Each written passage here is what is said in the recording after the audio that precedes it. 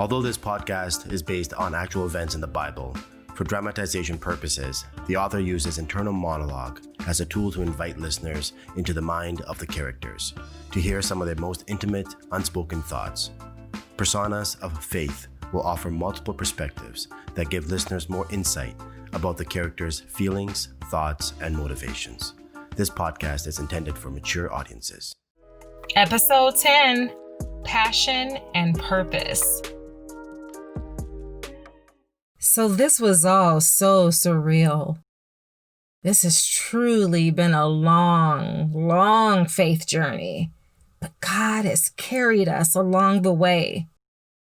Ever since God told Abraham that we were to have a son, which first seemed like the impossible, quickly became reality because the Lord would not have it any other way. I've been through so much with Abram over the years, dragging all of our stuff from place to place, sometimes not knowing where we would end up next. But we remained steadfast in our faith.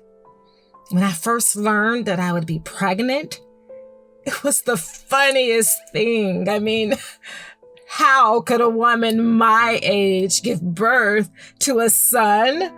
Not to mention, make love to my 100-year-old husband and actually know one another again, like we were a couple of youngsters. But I must admit, it was pretty nice. I mean, having my husband look at me with such desire after all these years, it's like after God told him that I'd be the one to give him a child, this man could not take his hands off me, and I didn't dare stop him, okay? I felt so alive again, and not just my body. It's like our spirits became one whenever we laid together. I tell you this, it was like the intimacy in our marriage just got so much better. I've never shared this with Abraham, but although he tells me I'm beautiful,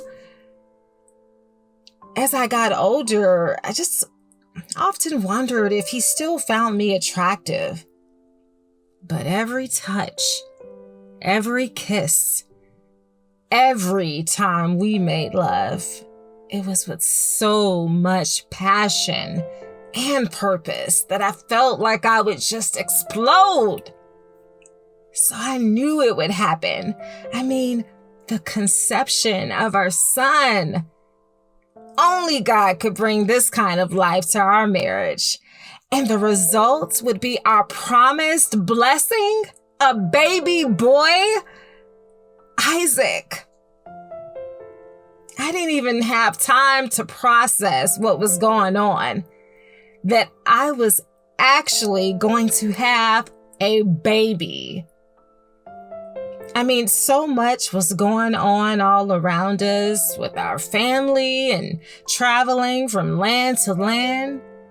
But at night, I would lie in my bed just thanking God for all of his provision and protection and literally just feeling his little life growing inside my belly. This was all so just supernatural.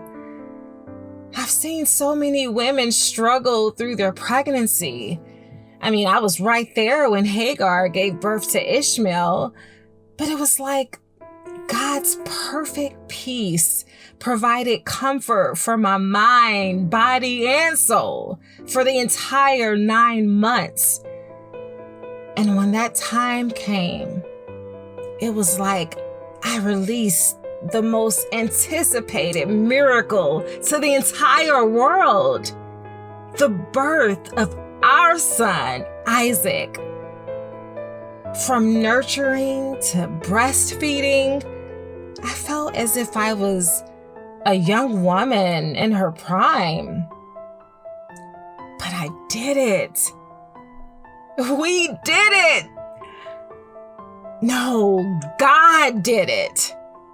And here, he's just so handsome and strong. And in 8 days, our son will be circumcised.